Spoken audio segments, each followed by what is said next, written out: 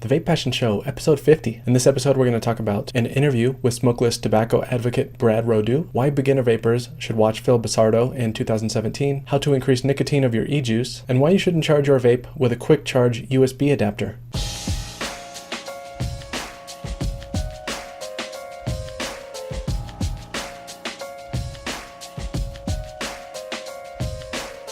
Welcome back to the VapePassion Show. This is episode 50, and I'm recording the show on Sunday, January 7th, 2016.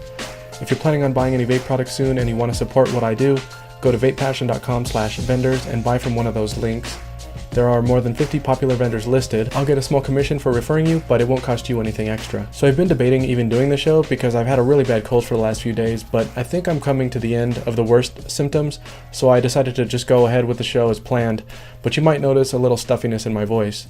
Anyway, I hope you're all doing well this week. We just got hit with a bunch of snow here in Colorado, which is always fun, but only when I don't have to drive in it. I also got a few things in the past few weeks for review.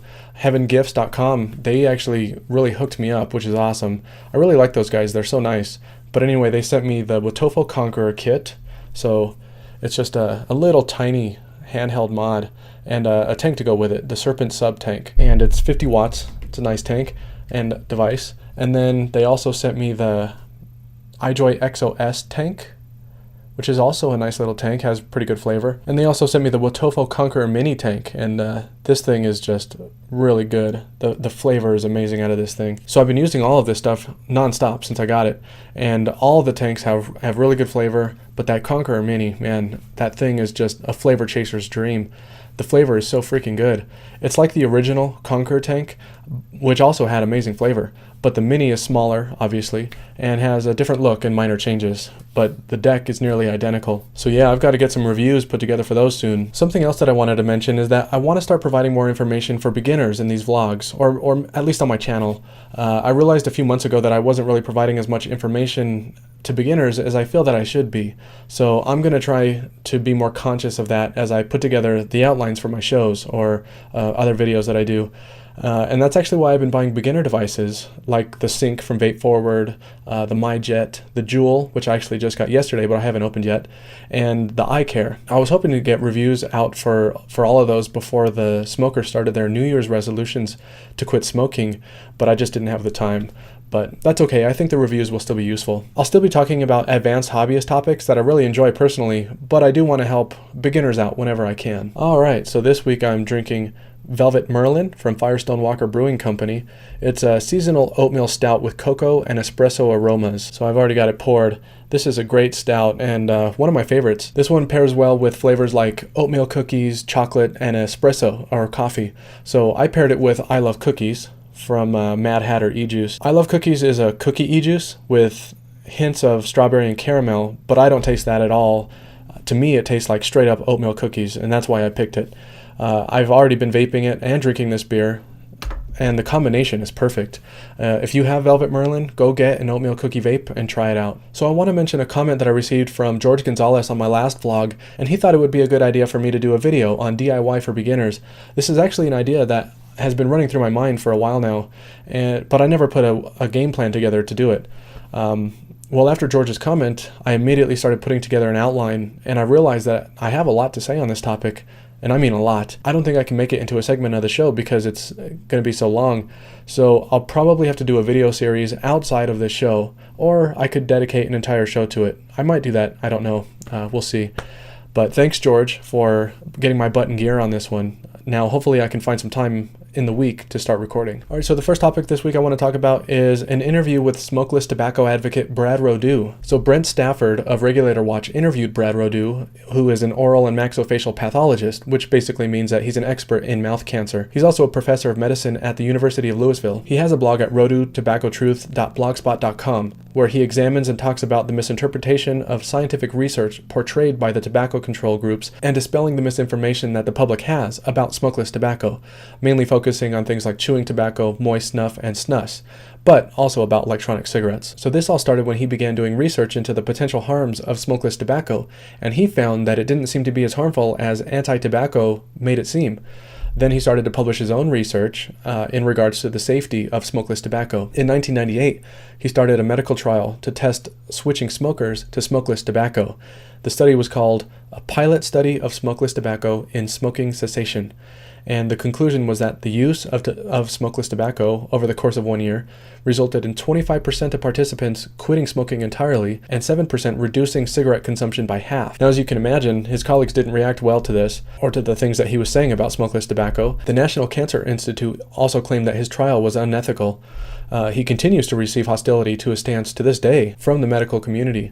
But he doesn't let that stop him because his goal is to provide safer options for smokers. He has no other agenda. So he's been doing his research on smokeless tobacco for at least 35 years, and today he has come to the conclusion that smokeless tobacco is 98% safer than smoking. In the interview, Brent Stafford pointed out that this 98% number is similar to the 95% number that the vaping industry proclaims.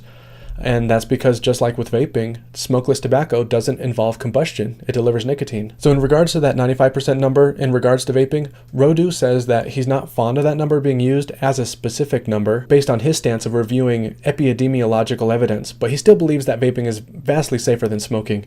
He also says that there's no question that vaping should be an automatic option for people who are struggling to quit smoking. And something interesting that Rodu says is that he doesn't believe that smokers believe that smoking is an illness, and neither does he, but that's how public health treats it. In his opinion, smokers don't need a treatment given to them by doctors who believe that smoking is a disease, when the smokers themselves consider smoking to be a normal behavior. And this is probably why pharmaceuticals are not always the right option, and why vaping has been so successful. He didn't say that, that's my words.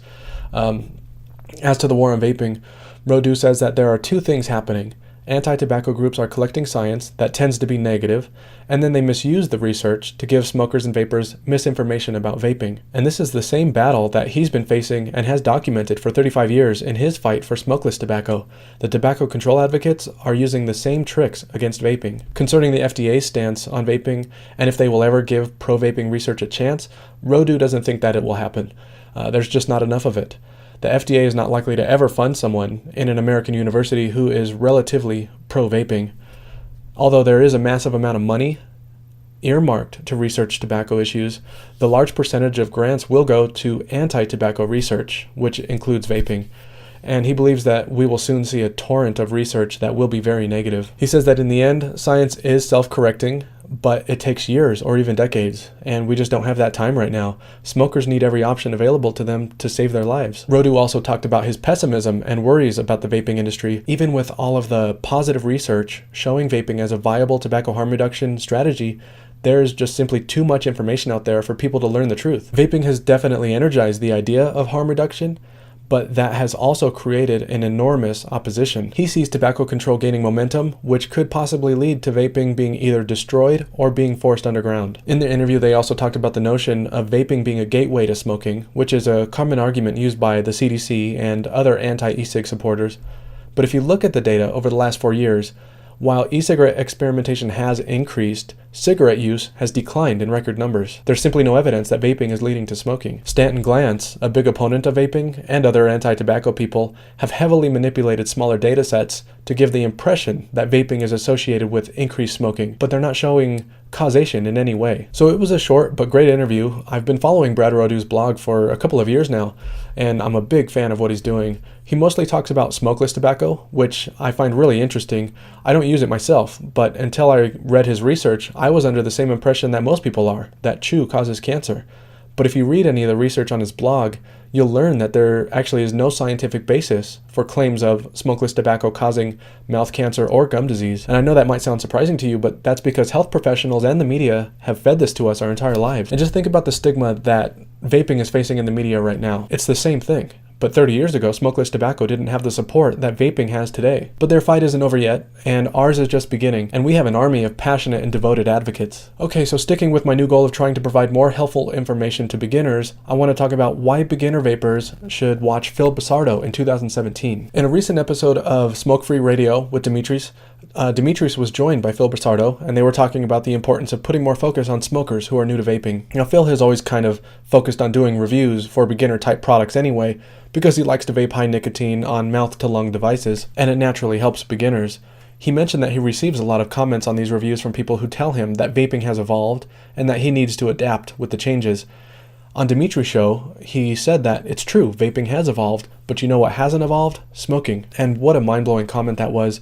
That one really stuck with me, because smokers are the people who need to know about mouth-to-lung tanks and affordable products, and they're the most important audience. And sure, hobbyists are important too, but hobbyists already know about the benefits of vaping, smokers don't. So Phil mentioned that moving forward, he's going to put a lot more focus on affordable, mouth-to-lung, tight draw, beginner products, even though that these products aren't very popular on YouTube. Now first, I think Phil is wrong about these products not being popular.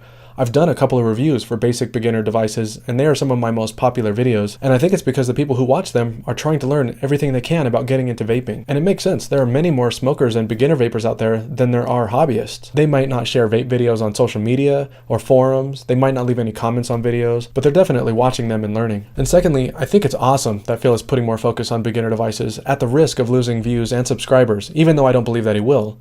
But nonetheless, it's pretty clear that he does what he does for the right reasons. So if you know a smoker who is considering vaping, point them to Phil's channel or his website, tasteyourjuice.com. Although his videos are extremely long, he has a lot of great content, and he's also a very likable person, and he's enjoyable to watch. All right, moving on to the next topic. How to increase the nicotine of your e-juice. So if you have a bottle of e-juice that doesn't have enough nicotine, I came across this great formula for figuring out how much nicotine to add. Just to clarify, this isn't for adding nicotine to a 0 milligram e-juice. This is for adding nicotine to an e-juice that already has nicotine in it. So this would be useful for people who somehow end up with a bottle of e-juice that isn't strong enough for them. For example, something handed down to them, or when you buy an e-juice on sale, for example, and your choice of nicotine strength isn't in stock. Now in my case, I want to do this so that I can use the e-juice that I already own in devices that are designed for higher nicotine strengths, like the iCare or the MyJet. So most of my e-juice is 6 milligrams nicotine, but in those types of devices, 6 milligrams is just not enough. I need something like 18 or 24. So I want to increase the nicotine strength to 18 milligrams for my MyJet vape, for example. So I'm going to use that example moving forward. So let's get on to the formula. So if you're listening to the podcast, you might want to go check out the video, my video on YouTube, because it'll make more sense. It'll be easier to follow the formula, but I'll run through it anyway. So the formula goes like this: volume times final strength minus original strength divided by the strength of the nicotine you're adding minus the final strength you're trying to reach. So using my MyJet pod as an example, which is 1.2 milliliters, I just want to add some nicotine to that. So my formula would be 1.2 milliliters times 18, which is my target strength, minus 6, which is the strength of the e-juice that I already own, divided by 100, which is the nicotine strength of the nicotine that I'm adding, minus 18, again, my target strength. And that leaves me with 14.4 divided by 82, and that equals 0.175 milliliters, or 0.175 grams. That's how much nicotine I need to add to 1.2 milliliters of e-juice to make it 18 milligrams nicotine. So if you suck at math like I do, this might sound confusing at first, but after you run through the process, it all makes sense and it's easy to do. The conversion to milliliters to grams is generally the same if you're using PG-based nicotine. So in this case, it would be 0.175 grams of nicotine. But if you're using VG-based nicotine, it has a slightly different weight. I used the calculator from eliquidrecipes.com, filled in all of my values, then adjusted the target nicotine until I got to that 0.175 milliliters, which calculated 0.21 grams of 100 milligram nicotine. So that's how you can do it if you want to do it by weight. All right, enough math. Let's get into the next topic.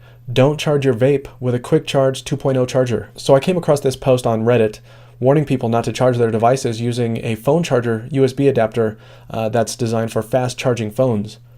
He provided some examples, such as adapters with Qualcomm Quick Charge 2.0 or 3.0 ratings, Samsung adaptive fast charging adapters, Motorola turbochargers, or any other adapters labeled as rapid. This one particularly caught my interest because the same day I read this, I actually just charged my iStick 50 watt and Wotofo Serpent box on my Samsung fast charge adapter. I didn't even think about it. Now the way these fast charge adapters work is that they sense the device that's connected to it.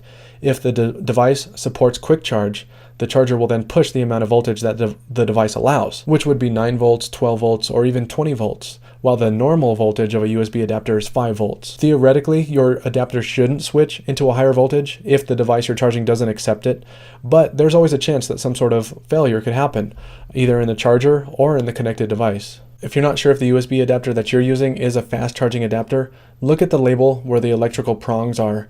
If there are multiple voltage output settings, it's a fast charging adapter. If you're watching this on YouTube, I'll show you a picture of my adapter so you can see. And as you can see on my adapter, it shows two different outputs, 5 volt or 9 volts. That's one way you can tell. The person who posted this information on Reddit mentioned that he has already seen 3 cases of the Smoke Alien mod being damaged after charging on a fast charge adapter. There were also some comments within that thread confirming that the Samsung cable has damaged a cuboid, and a Motorola Qualcomm 2 charger caught an RDNA 40 on fire. So this is definitely a good reason to avoid using fast chargers entirely for any device. It's just not worth the risk. If for some reason you do want to continue using a fast charge USB adapter, one way you can protect yourself is by using a USB cable that only allows for charging and does not accept data. If the cable doesn't send data, it will not be able to notify the charger to switch voltage.